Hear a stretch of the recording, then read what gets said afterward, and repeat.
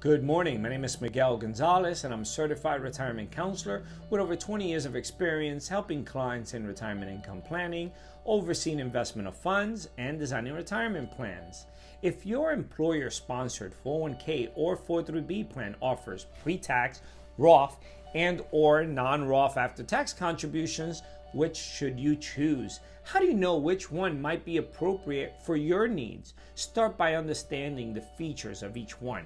First, pre-tax, for those who want to lower their taxes now. With pre-tax contributions, the money is deducted from your paycheck before taxes, which helps reduce your taxable income and the amount of taxes you pay now. Consider the following example, which is hypothetical. Frank earns $2,000 every 2 weeks before taxes. If he contributes nothing to his retirement plan on a pre-tax basis, the amount of his pay that will be subject to income taxes will be the full $2,000. But if he was in the 22% federal tax bracket, he would pay $440,000 in federal income taxes, reducing his take-home pay to $1,560. On the other hand, if he contributes just 10% of his income to the plan on a pre-tax basis, or $200, he would reduce the amount of his taxable pay to $1,800. That would reduce the amount of taxes to $396. So after accounting for both federal taxes and his plan contributions, Frank's take-home pay would be $1,404. The bottom line, Frank would be able to invest $200 toward his future by reducing his take-home pay by just $156. That's the benefit of pre-tax contributions. In addition, any earnings made on pre-tax contributions grow on a tax-deferred basis. That means that you do not have to pay taxes on any gains each year as you would in a taxable investment account. However, those tax benefits won't go on forever. Any money withdrawn from the tax-deferred account is subject to ordinary income taxes. And if the withdrawal takes place prior to age 59.5, or in some cases age 55, you may be subject to a 10% penalty on the amount of the distribution unless an exception applies. Now let's look at Roth for those who prefer tax-free income later. On the other hand, contributing to a Roth account offers different benefits. Roth contributions are considered after tax, so you won't reduce the amount of current income subject to taxes. But qualified distributions down the road will be tax-free. A qualified Roth distribution is one that occurs after a 5-year holding period and upon the death, disability, or reaching age 59.5. Distributions of Roth contributions are always tax-free because they were made on an after-tax basis. And distributions of earnings on those contributions are tax-free as long as they're qualified. Non-qualified distributions of earnings are subject to regular income taxes and a possible 10% penalty tax. If at some point you need to take a non-qualified withdrawal from a Roth account due to unexpected emergency, for example, only the pro rata portion of the total amount representing earnings will be taxable. So in order to meet an unexpected emergency, financial need, let's say for example of $8,000, Holly decides, another hypothetical, Holly decides to take a non-qualified hardship withdrawal from her Roth account. Of the $20,000 total account value, $18,400 represents after-tax Roth contributions, and $1,600 is attributed to investment earnings. Because the earnings represent 8% of the total account value, this same percent of Holly's $8,000 distribution, or $640, will be considered earnings subject to both income taxes and a 10% potential penalty tax. Keep in mind that tapping your account before retirement defeats its purpose.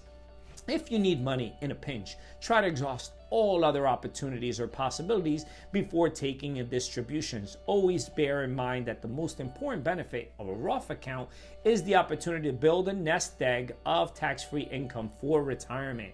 Finally, not all plans allow in-service withdrawal. And now after tax for those who are able to exceed the limits. Finally, some 401k and 403b plans allow you to make additional non-Roth after-tax contributions. This plan feature helps those who want to make contributions exceeding the annual total limit on pre-tax and Roth accounts. In 2024, this year, the limit is $23,000 or $30,500 for those ages 50 and over, up from $22,500 and $30,000 respectively in 2023. As with a traditional pre-tax account, earnings on after-tax contributions grow on a tax-deferred basis. If this option is offered, check your plan documents. Keep in mind that total employee and employer contributions cannot exceed $69,000 or $76,500 for those age 59 or older this year 2024 limits. Another benefit of making after-tax contribution is that when you leave your job or retire, they can be rolled over to tax-free to a Roth IRA, which also allows for the potential for tax-free growth from the point forward. Some higher income individuals may welcome this potential benefit if their income affects their ability to directly fund a Roth IRA.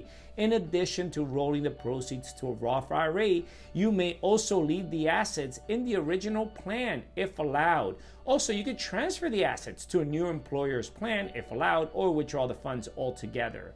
So, which to choose? Determining which types of plan contributions to make is a strategic decision based on your household's needs and tax situation. Because non-Roth after-tax contributions are generally most appropriate only to those who wish to exceed contribution limits on a pre-tax and or Roth accounts, it may be best to focus on maximizing out those accounts first. If your plan offers both pre-tax and Roth contributions, check your plan documents. The general rule is to consider whether you will benefit more from the tax break today than you would in retirement. Specifically, if you think you'll be in a higher tax bracket in retirement, Roth contributions may be more beneficial in the long run. Also, regardless of whether you choose pre-tax or Roth contributions, be sure to strive for contributing to at least enough to receive any employer match that may be offered. Matching contributions represent money that your employer offers to help you pursue your savings goal. So if you don't contribute enough to take advantage of the full amount of the match, you are essentially turning down free money. Once the annual contribution limit has been reached for pre-tax and or Roth contributions, it may be time to consider non-Roth after-tax contributions if your plan permits them. Once again, this is Miguel Gonzalez with Cortburg Retirement Advisors. Please take a moment to click the like icon and don't forget to subscribe to my YouTube channel to receive a weekly video podcast every Monday morning. Thank you for watching, and I will see you all next week.